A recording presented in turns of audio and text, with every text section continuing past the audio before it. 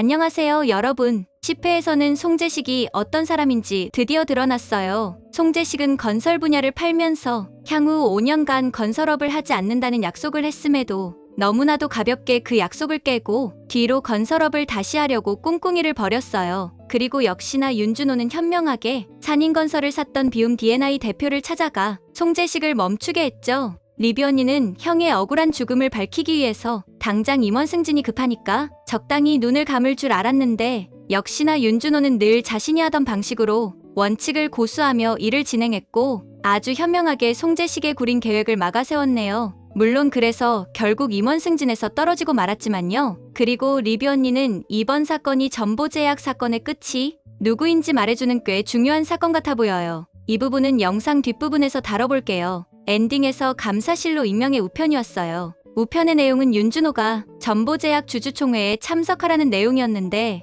일이 이렇게 되면서 윤준호가 내부 정보를 이용해서 불법적으로 주식을 거래했다는 이유로 감사를 받게 되었어요. 물론 팀장에서도 잘려서 대기 발령 상태가 되었고요. 그러니까 윤준호가 미공개 정보를 이용해서 주가를 조작했다는 건데 한참 지난 전보제약 사건이 왜 이 타이밍에 터진 걸까요? 게다가 사건 당시에 윤준호는 전보제약 주식을 가지고 있지 않았었죠. 물론 형이 주식을 가지고 있어서 유력한 용의자로 몰렸지만 형이 죽으면서 사건이 종결되었잖아요. 한편 예고편을 보니 새로운 인물이 등장했어요. 바로 전보제약의 대표였던 고병수예요. 고병수는 과거에 윤준호와 하태수를 만나 자기 회사에 대해서 어필을 하고는 뜬금없이 윤준호 형에게 접근을 해서 윤준호 형님이시죠 하면서 뭔가를 건넸어요. 리비 언니의 뇌피셜로는 고병수가 나쁜 놈 같아요. 전보제약이라는 부실 회사를 하나 만들어서는 산인에 접근을 한 후 마치 자기 회사가 산인의 M&A가 될 거라는 식으로 시장에서 작전을 펼친 거죠. 이때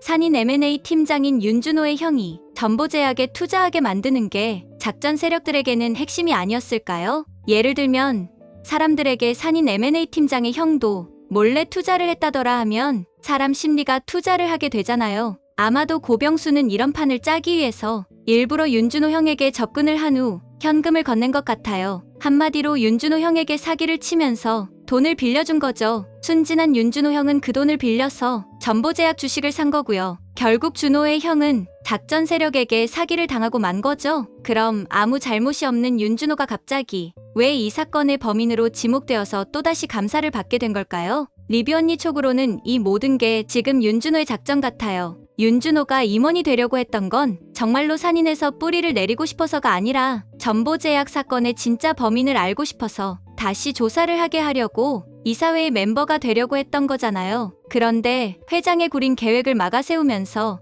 임원 승진이 물 건너가자 스스로 또 다시 용의자가 되어서 회사에서 재조사를 하지 않을 수 없는 상황을 만든 게 아닐까요? 예고편의 끝부분에서 하태수는 윤준호에게 전보 주식 가지고 있는 것도 인정하지?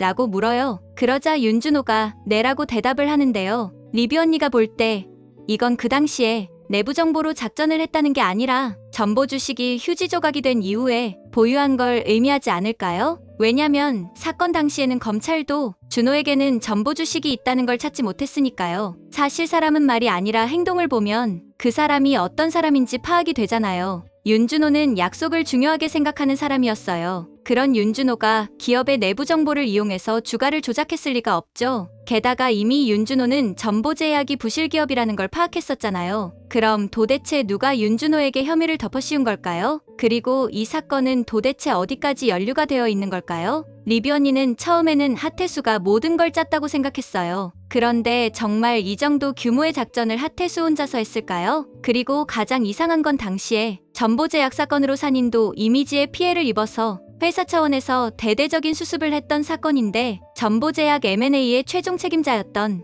하태수는 계속 자리를 지키고 있다는 거예요. 물론 모든 책임을 윤준호가 지긴 했지만요. 게다가 이건 하태수가 말했던 M&A 과정에서 리베이트를 먹는 수준이 아니에요. 무엇보다 리비 언니는 하태수 배포로 이 정도 판을 짰을 것 같지 않아 보여요. 아무래도 이번 사건의 최종 끝은 송재식이 아닐까요? 송재식은 10회에서 완전 노골적으로 나왔지만 자기 욕심을 위해서라면 약속 따위는 가볍게 무시하며 하태수를 이용해서 얼마든지 뒤로 나쁜 일을 벌일 수 있는 인물이었어요. 물론 송재식이 산인의 회장이긴 하지만 회장에게도 비자금은 필요한 법이니까요. 윤준호가 이제 본격적으로 전보제약 사건의 끝을 파헤치려는 것 같은데 산인 회장을 상대로 형의 복수를 할 수 있을지 기대해봅니다. 여러분의 생각은 어떠신가요? 저는 곧 다음 영상으로 찾아올게요. 구독, 좋아요, 알림 설정해주시면 안 될까요?